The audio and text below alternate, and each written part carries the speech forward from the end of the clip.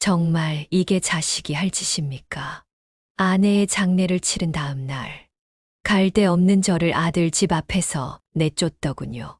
저는 그날 사람 구실 못하고 거리에 서 있었습니다.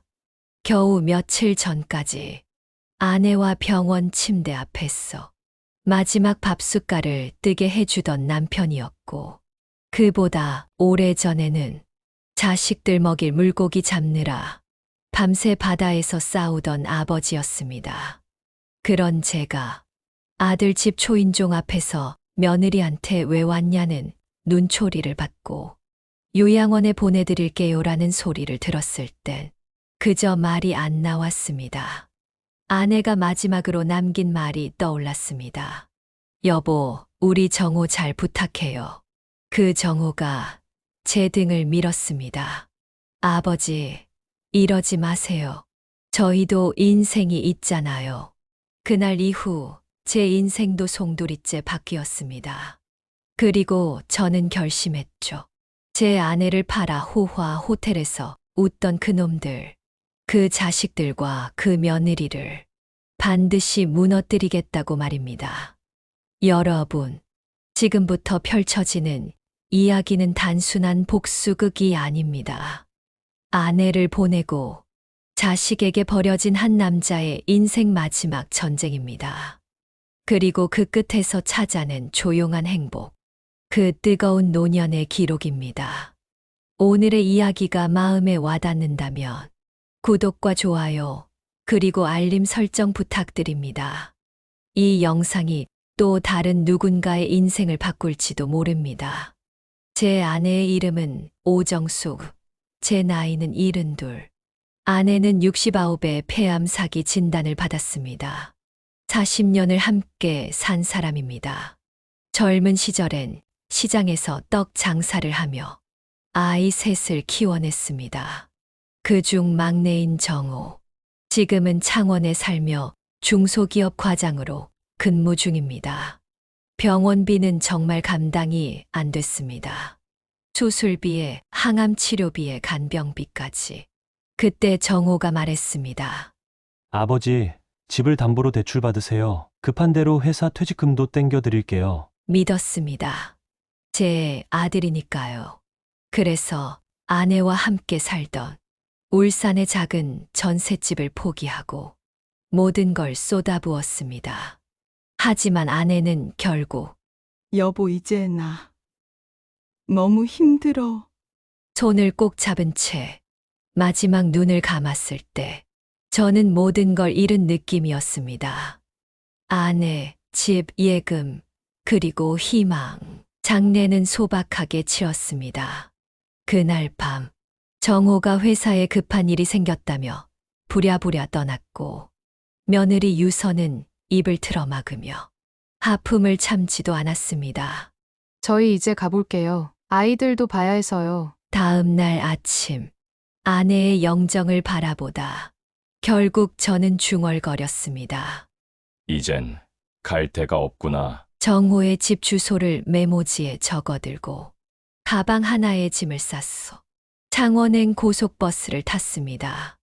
늦은 오후 비가 추적추적 내리고 있었습니다. 아파트 초인종을 누르자 잠시 후 며느리 유선이 문을 열었습니다. 어머, 아버님 무슨 일이세요? 그 눈빛, 반가움도 걱정도 아니었습니다. 그건 경계였습니다. 여보, 큰일 났어. 아버님이 짐을 들고 오셨어. 정호는 잠옷 바람으로 나왔고 한참을 망설이다 말했습니다. 아버지, 여기 오시면 좀 곤란한데요. 정호의 그 말은 제 심장을 조여왔습니다. 그래도 혹시나 하는 마음에 말했습니다. 며칠만이라도 머물게 해다오. 갈 곳이 없구나. 하지만 며느리 유선은 눈살을 찌푸렸고 곧바로 말을 잘랐습니다. 요즘 아파트 커뮤니티에 어르신 출입에 민감한 거 아시죠? 저희 애들도 사춘기라 예민해서 솔직히 아버님까지 계시면 좀 불편해요. 정호는 바닥만 쳐다보더니 한숨을 쉬며 덧붙였습니다. 아버지, 그냥 요양원으로 들어가세요. 연금으로 어느 정도 커버되니까. 요양원, 아내 장례식 끝난 지 이틀 만에 듣는 단어였습니다. 너 어머니 장례식도 제대로 안 치르고 이제 날 요양원에 보내겠다고? 며느리는 팔짱을 끼며 말했습니다. 죄송하지만 모시는 건 어려워요. 저희 인생도 중요하잖아요. 아버님 계시면 저 일도 못 나가요. 그 순간 아들 정호가 말했습니다. 아버지, 솔직히 말씀드리겠습니다. 어머니 병원비 때문에 우리도 경제적으로 너무 힘들었어요. 너희 어머니 살리는 게 돈 아깝다는 소리냐? 솔직히, 예, 아깝다고 느꼈습니다. 그 말에 머리가 띵했습니다. 아내가 마지막까지 그렇게 걱정하던 아들인데 그 아들이 지금 제게 짐이라고 말하고 있었습니다. 이젠 연락도 하지 마세요, 아버지. 저희도 더 이상 신경 쓸 여유가 없습니다. 문이 닫히는 소리가 쾅 하고 울렸습니다. 비는 여전히 내리고 있었고 저는 무거운 짐을 들고 다시 거리로 나섰습니다. 택시는 아무도 태워주지 않았고 결국 터벅터벅 걷다가 눈에 들어온 간판 하나. 스무넷이 찜질방. 거기가 그날 밤 제 유일한 피난처였습니다. 바닥에 몸을 뉘이고 벽에 등을 기대며 아내의 유품이 담긴 가방을 껴안았습니다. 여보, 당신이 키운 아들이 이 지경이야. 찜질방에서의 첫날 밤은 도무지 잠이 오지 않았습니다. 옆자리에서는 술 취한 남자가 코를 골고 텔레비전에서는 홈쇼핑 채널이 밤새 떠들고 있었습니다. 벽에 기댄 채 천장을 바라보다 아내의 마지막 말이 떠올랐습니다. 여보, 우리 정우 잘 부탁해요. 그 말을 곱씹을수록 내 안에 무언가가 무너져 내렸습니다. 나는 그렇게까지 못난 아버지였던가? 다음 날 아침, 바닥에 굳은 몸을 일으켜 짐을 챙겼습니다. 라면이라도 하나 먹으려 근처 마트로 향했지요. 그런데 주차장에서 낯익은 얼굴이 보였습니다. 바로 며느리 유선이었습니다. 그런데 옆에는 낯선 남자가 있었습니다. 덩치가 좋고 운동복 차림에 어딘가 헬스 트레이너처럼 보이는 젊은 남자였습니다. 그리고 며느리는 그 남자의 팔짱을 낀 채 웃고 있었습니다. 오빠, 어제 시아버지 쫓아내고 찝찝했는데 오빠 얼굴 보니까 확 풀린다. 그래도 너무 심한 거 아니야? 시어머니 장례식 끝난 지 얼마 안 됐는데. 죽은 사람은 죽은 거고 산 사람은 살아야지. 내가 왜 늙은이 뒷바라지를 해야 해? 심장이 쿵 내려앉았습니다. 그녀의 목소리가, 얼굴이, 웃음소리가 모두 낯설고 끔찍했습니다. 어제 시어머니 장례식 끝나고 바로 오빠 만났잖아. 너무 짜릿했어. 유선은 남자의 팔에 매달려 키스를 했고 그 모습을 저는 마트 유리문 뒤에서 망연히 바라보고 있었습니다. 손이 떨렸습니다. 주머니에 손을 넣어 휴대폰을 꺼내 들었습니다. 그리고 녹화 버튼을 눌렀습니다. 오빠, 이제 그 늙은이들도 다 치웠고 우리 앞길에 방해될 사람 없어졌어. 그녀의 말이 제 귀를 찢었습니다. 하지만 저는 꾹 참고 화면 속 그들의 모습을 조용히 담아갔습니다. 그 순간 저는 결심했습니다. 이제는 내가 이들을 무너뜨릴 차례라고. 마트 주차장에서 돌아온 뒤 나는 찜질방 구석에 앉아 밤새 녹화된 영상을 반복해서 봤습니다. 어떻게 이럴 수가 있을까? 아내가 눈을 감은 지 며칠이나 지났다고. 이 지경이란 말인가? 그러면서도 생각했습니다. 복수는 분노만으론 안 된다. 차갑게 천천히 해야 한다. 찜질방에서 며칠째 끼니는 컵라면. 잠은 귀퉁이 전기장판 한 칸. 어느새 거울 속 제 얼굴은 며느리조차 못 알아볼 정도로 사가 있었습니다.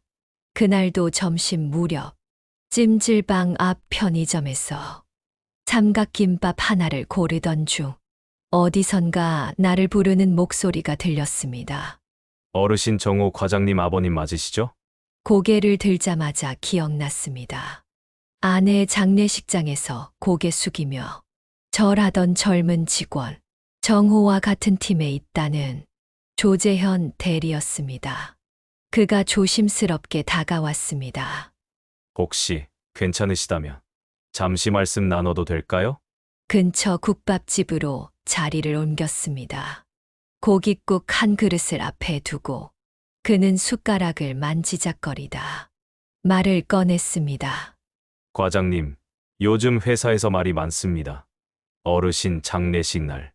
여직원이랑 호텔에서 같이 나오는 걸 본 직원이 많습니다. 순간 심장이 철렁 내려앉았습니다. 그날 스위트룸 예약했다는 소문도 돌고요. 그 여직원 SNS 스토리에 커튼 거친 오션뷰 사진도 올렸어요. 제가 캡처한 거 여기 있습니다. 그가 휴대폰을 내밀었습니다. 사진 속에는 창원 바닷가 호텔의 창가 앞에 샴페인 잔 2개가 놓인 모습, 그리고 샤필링 중 샵 조용한 이별이라는 해시태그가 붙어 있었습니다. 과장님, 이름은 안 적혀 있지만 다들 알죠? 그날 그 여직원이 외근 핑계대고 사라졌던 거니까요. 한 장, 두 장, 스크린샷을 넘기자 여직원이 올린 명품 쇼핑 인증샷, 고급 레스토랑 테이블 위에 놓인 꽃다발 사진이 나왔습니다. 그는 마지막으로 말했습니다. 어르신, 저도 그동안 참았지만 이제 말 안 하면 죄 짓는 것 같아서요. 다들 뒷말은 해도 정작 어르신한테 알려주는 사람은 없더라고요. 나는 깊게 고개를 숙였습니다. 고맙네, 정말 고맙네. 재현 대리는 망설이다가 말했습니다. 호텔 이름은 S호텔입니다. 과장님, 회사 근처고 매주 수요일마다 외근 있다며 사라졌어요. 혹시 직접 확인하실 거라면 그쪽으로 가보셔도 될 겁니다. 그날 밤 나는 찜질방으로 돌아와 휴대폰에 저장된 캡처 이미지를 하나하나 USB에 옮겨 담았습니다. 복도의 사람들 코 고는 소리, TV 소리, 그 모든 소음을 뒤로 한 채 저는 마음속으로 다짐했습니다. 여보, 내가 반드시 그 자식들을 무릎 꿇게 할게. 당신이 흘린 눈물 내가 다 되받아줄 거야. 다음 날 새벽, 나는 찜질방에서 일어나 주머니에 USB를 챙기고 밖으로 나섰습니다. 먼저 향한 곳은 며느리가 다니던 헬스장 근처였습니다. 며칠 전 마트에서 봤던 바로 그 남자. 유선이 팔짱 끼던 그 헬스 트레이너. 일주일간 헬스장 앞 벤치에 앉아 그들을 지켜봤습니다. 그리고 알게 되었죠. 매주 화요일, 목요일 오전 10시. 트레이닝을 마친 두 사람은 헬스장에서 10분 거리에 드림 모텔로 향했습니다. 그 다음 날, 나는 드림 모텔 프런트에 조용히 다가갔습니다. 혹시 CCTV 좀 볼 수 있을까요? 제 며느리가 여기 자주 드나드는 것 같습니다. 주인은 눈을 가늘게 뜨며 날 쳐다보더니 고개를 끄덕였습니다. 그 여자요? 어제도 왔습니다. 남편 욕하면서 웃더라고요. 나는 침묵했습니다. 그 여자. 시어머니 장례 끝나자마자 시아버지도 내쫓았다고 자랑했어요. 솔직히 너무하더군요. 그녀는 서랍에서 USB 하나를 꺼내며 말했습니다. 원래 이러면 안 되지만 인간적으로 도와드릴게요. 2달치 영상 다 담아뒀습니다.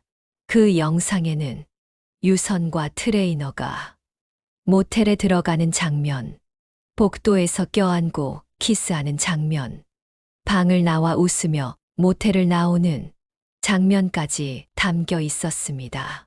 그날 저녁, 나는 창원 시내의 S호텔로 향했습니다. 정호가 자주 갔다는 호텔이었습니다. 프런트에서 정중히 말을 건넸습니다. 김정호라는 이름으로 지난 2달간 투숙한 기록 혹시 확인 가능할까요? 그때 지배인이 조용히 말했습니다. 혹시 아버님 되세요? 제가 다 알고 있습니다. 지배인은 컴퓨터 화면을 돌려 보여주었습니다. 스위트룸 매주 수요일, 금요일. 체크인한 이름은 김정호. 동행인은 회사 여직원. 날짜는 아내가 중환자실에 있었던 그 주. 지배인은 숙연하게 서류를 꺼냈습니다. 영수증, 룸서비스, 샴페인, 마사지, 예약 다 여기 있습니다. 그리고 조심스레 USB에 자료를 옮겨주었습니다. 그날 돌아가신 어머님 병실에선 위독 문자 메시지가 왔습니다. 그런데 그날 이분들은 여기에 있었습니다. 샴페인을 마시며 나는 고개를 숙였습니다. 세 번째 행선지는 백화점 VIP 라운지. 장례식 이틀 뒤 정호와 유선이 1,800만 원짜리 샤넬백을 샀다는 제보가 있었던 곳. 직원은 정중하게 맞아주었습니다. 그 부부 기억납니다. 여성분이 남편을 오빠라고 부르며 보험금 들어왔다고 큰소리쳤죠. VIP 라운지에서 제공한 CCTV 영상엔 정호가 명품을 고르고 결제하는 모습이 생생히 담겨 있었습니다. 카드사 영수증과 함께 이제 모든 조각이 완성됐다. 나는 USB 3개를 책상 위에 올려두고 조용히 말했습니다. 당신 보고 있지? 당신 아들. 내가 다 밝혀냈어. 이제 당신 영정 앞에서 그놈들 민낯을 까발릴 때야. 추석 전날 나는 형님 댁 근처 고시원에서 준비해둔 USB 3개를 다시 확인했습니다. CCTV 영상, 사진, 카드 내역, 카톡 캡처까지 모든 증거를 하나하나 정리하며 되뇌었습니다. 내가 오늘 이걸로 내 아내의 한을 풀어줄 거다. 추석 당일 형님 댁에는 아침부터 사람들이 북적였습니다. 큰 집이라 제사를 지내면 친척들이 다 모이는 집이지요. 현관 앞에서 한참을 서 있다. 초인종을 눌렀습니다. 문이 열리자 형수님이 반가운 얼굴로 저를 맞았습니다. 세상에, 서방님, 어디 계셨어요? 연락도 없이. 뒤이어 형님이 달려 나왔습니다. 준씨가 너 살아있었구나. 얼마나 걱정했는지 알아? 거실에는 며느리 유선과 아들 정호도 있었습니다. 유선은 날 보자마자 얼굴이 굳었고 정호는 입가를 일그러뜨리며 일어섰습니다. 아버지 무슨 일이세요? 나는 아무 말 없이 조용히 가방에서 USB 하나를 꺼냈습니다. 형님, 시간 좀 내주시겠습니까? 이 자리에 계신 분들께 꼭 보여드려야 할 것이 있습니다. 형님은 무언가 감지했는지 진지하게 고개를 끄덕였습니다. 텔레비전에 USB를 꽂자 첫 화면이 떴습니다. 드림 모텔 복도 CCTV 유선과 트레이너가 키스를 나누는 장면. 순간 거실이 정적에 휩싸였습니다. 형수님은 입을 틀어막고 조카들이 숟가락을 내려놓았습니다. 곧이어 화면이 전환되었습니다. S호텔 로비 정호가 젊은 여직원과 스위트룸으로 향하는 장면. 이건 정호가 다른 여자랑. 형님의 목소리가 떨렸습니다. 카톡 대화 캡처. 엄마도 죽었고 아버지도 쫓아냈지. 오션뷰 예약했어. 조카들이 얼굴을 붉히며 유선을 노려봤습니다. 정호는 화면을 가로막으려다 형님의 호통에 멈췄습니다. 꼼짝 마라, 이놈아. 내 어미가 저 세상에서 이 꼴 보려고 너 키운 줄 아냐? 그리고 마지막 영상이 나왔습니다. 백화점 CCTV 장례 이틀 후 보험금으로 명품 가방을 사는 정호와 유선. 아내의 영정이 떠오르며 마음이 저릿했습니다. 나는 조용히 입을 열었습니다. 이게 우리 정숙이 마지막 보험금이 쓰인 곳입니다. 그리고 이게 그 돈으로 산 가방입니다. 형님이 손에 들고 있던 리모컨을 떨어뜨렸습니다. 야, 이 망할 놈들아. 이게 사람이냐? 이게 자식이냐? 형수님은 유선을 향해 손을 들었습니다. 이런 뱀 같은 계집아, 우리 집안을 이 지경으로 만들어? 유선이 뒷걸음질 치며 문 쪽으로 도망치려 하자 형님이 소리쳤습니다. 어디 가려고? 아직 끝난 거 아니다. 정호는 울먹이며 무릎을 꿇었습니다. 아버지 죄송합니다. 한 번만 용서해 주세요. 나는 그를 바라보았습니다. 그 눈 속에 아내를 비웃던, 모텔에서 샴페인을 마시던 그 남자의 얼굴이 떠올랐습니다. 이제 너는 내 아들이 아니다. 제사를 마치고 집에 돌아온 후 형님이 전화를 주셨습니다. 준씨가 나 그냥 못 넘어가겠다. 그리고 그날 밤 형님은 정호가 다니는 회사의 대표에게 직접 전화를 걸었습니다. USB에 담긴 영상과 사진, 카드 내역, 모든 파일을 회사 이메일로 보냈다고 했습니다. 다음 날 아침 회사는 발칵 뒤집혔습니다. 정호가 출근하자마자 인사팀으로 호출됐고 여직원 역시 징계위원회에 회부됐습니다. 사내 불륜, 유족 명의의 보험금 횡령 의혹, 상식 밖의 도덕적 해이, 결과는 권고사직, 퇴직금 없음, 사내 명예도 실종, 사내 익명 게시판엔 글이 줄줄이 올라왔습니다. 어머니 장례식 날에도 호텔 간 거 실화냐? 김 과장이랑 스위트룸 여직원 누구인지 아는 사람. 저런 인간이 우리 회사에 있었다는 게 수치다. 불과 하루 만에 정호는 회사도 권고사직 당했고 여직원은 잠적했습니다. 소문으로는 명품백 몇 개만 챙겨 강남 어딘가에서 다른 남자와 찍은 사진을 SNS에 올렸다더군요. 며느리 쪽에서도 일이 터졌습니다. 헬스장 트레이너의 아내가 영상 파일을 익명으로 입수하고 헬스장 한복판에서 불륜 동영상을 재생시켰다고 합니다. 회원들과 직원들 앞에서 울부짖으며 말했답니다. 이 여자가 내 남편을 유혹했어요. 트레이너 자격 박탈해주세요. 관장은 그 자리에서 트레이너를 해고했습니다. 그리고 유선은 입소문과 단톡방의 폭로로 단 하루 만에 지역사회에서 불륜녀로 낙인 찍혔습니다. 그들의 아이들도 고통받기 시작했습니다. 학교 친구들 사이에 동영상이 퍼졌고 학부모 단체방에서는 아이들 교육에 악영향이라며 이사 권고가 이어졌습니다. 아파트 입주민 대표 회의에서도 결정이 났습니다. 해당 세대는 공동체 질서 훼손 및 명예 실추 사유로 자진 퇴거 권고함. 결국 정호는 전세금을 빼 지하 단칸방으로 이사했습니다.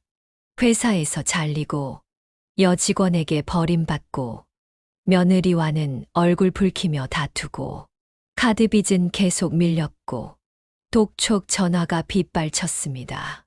밤이면 소주병을 끌어안고 낮이면 구인 사이트를 뒤적였지만 불륜 해고자라는 꼬리표는 어디서도 지워지지 않았습니다.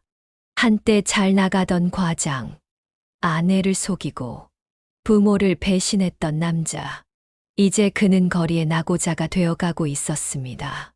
그리고 그 옆에서 울고 있던 유선, 그녀는 곧 트레이너에게도 버림받을 것을 아직 모르고 있었습니다.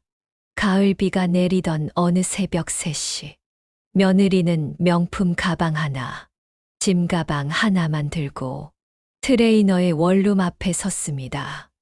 문을 두드리며 애원했죠. 오빠, 나 다 버리고 왔어. 우리 이제 제주도 가서 새 출발해요. 하지만 돌아온 대답은 단 한마디였습니다.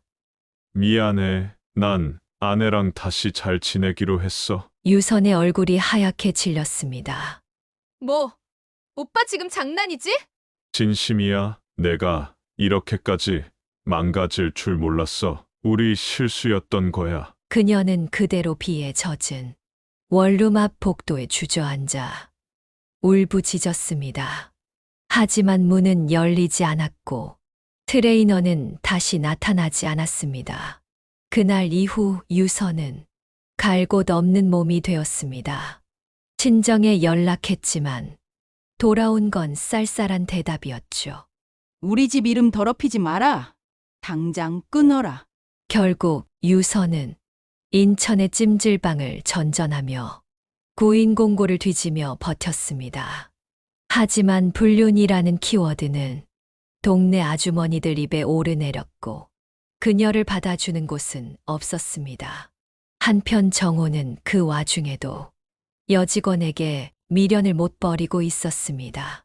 강남 고급 레스토랑에서 다른 남자와 찍은 사진을 SNS에 올린 그녀.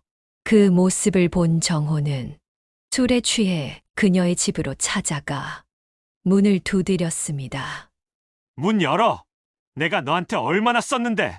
우리 엄마 보험금 다 줬잖아. 경비원이 신고했고 경찰이 출동했습니다. 정호는 주취 상태로 체포돼 경찰서에서 밤을 새웠습니다. 그 사건 이후 정호는 완전히 무너졌습니다. 친구들도 연락을 끊고 친척들도 등을 돌렸습니다. 어느 날 그는 사채업자에게 전화를 걸었다고 합니다. 한 달 안에 갚겠습니다. 이자 좀만 깎아주십시오. 하지만 사채 이자는 일주일 단위로 불어났고 한 달도 안 돼 원금의 2배가 되어 있었습니다. 이후 정호는 돈을 마련하기 위해 불법 도박장에 발을 들였습니다. 처음엔 운이 좋았습니다.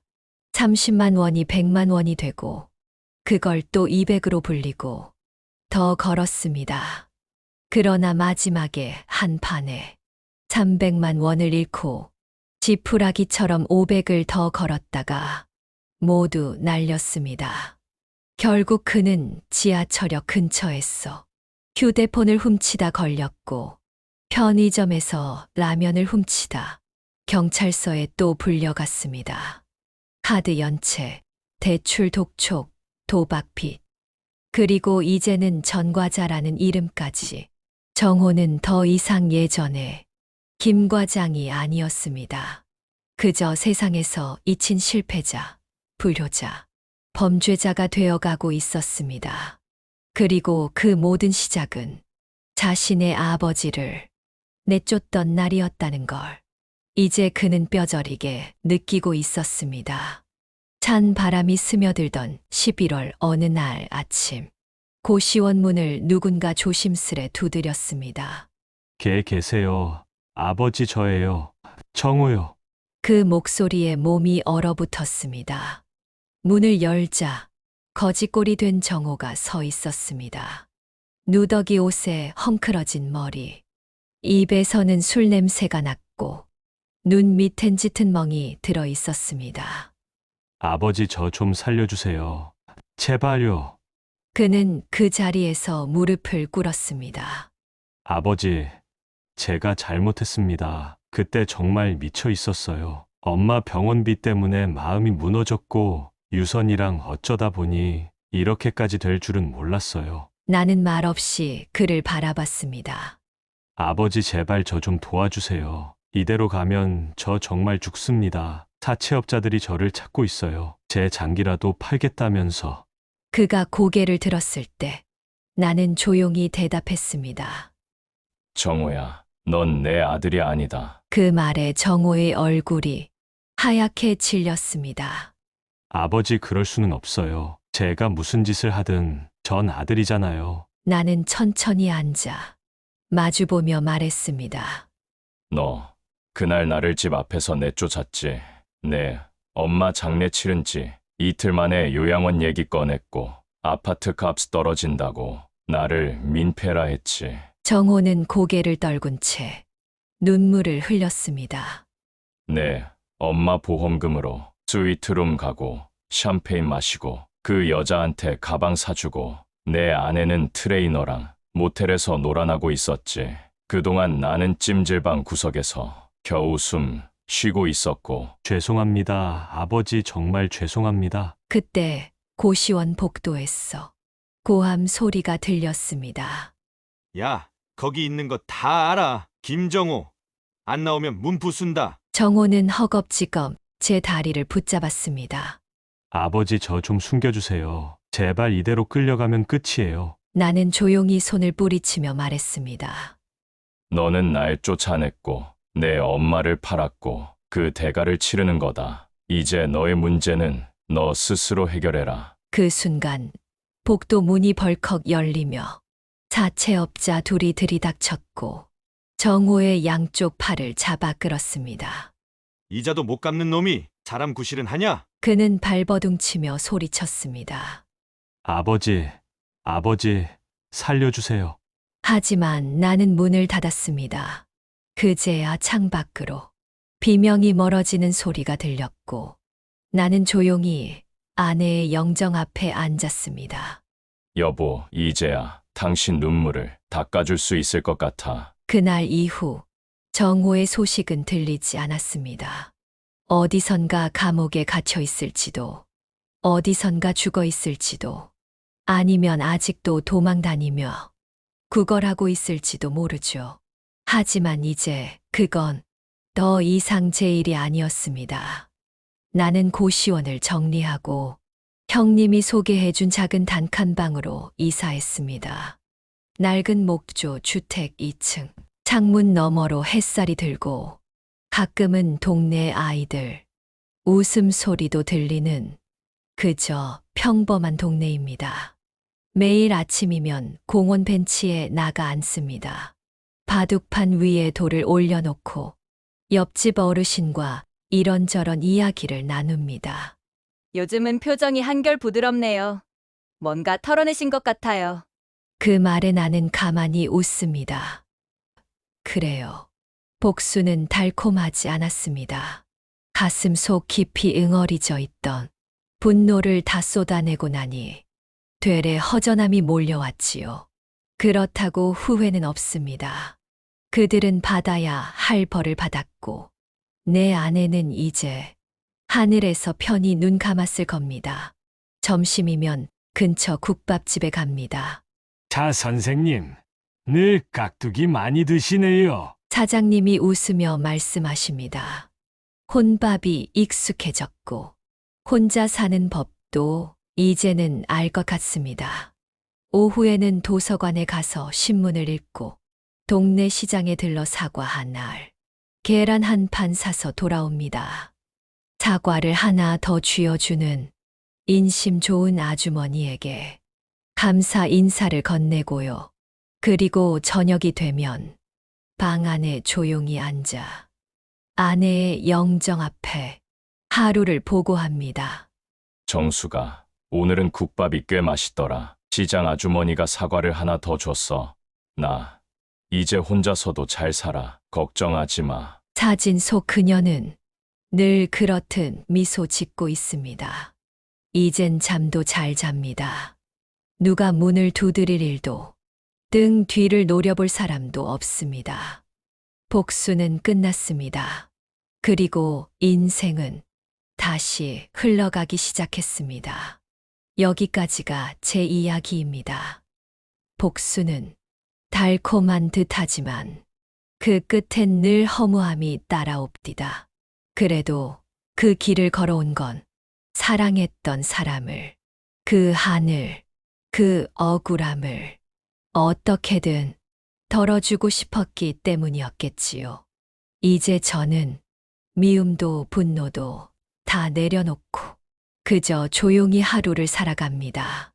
혼자 먹는 국밥 한 그릇이, 공원에서 마주치는 낯선 인사가 이젠 참 고맙고 따뜻하게 느껴집니다. 혹시 지금 이 영상을 보고 계신 분 중에도 저처럼 혼자 남겨진 분이 있다면 부디 기억해 주세요. 혼자가 된다고 인생이 끝나는 건 아니라는 것. 내 삶을 다시 살아낼 힘은 늘 내 안에 있다는 것. 오늘 제 이야기가 마음에 남으셨다면 세월의 온기 구독해 주세요. 좋아요 한 번, 댓글 하나가 이렇게 잊혀진 누군가의 삶에 또 다른 온기를 불어넣을 수 있습니다. 다음 이야기에서 또 인사드리겠습니다. 고맙습니다.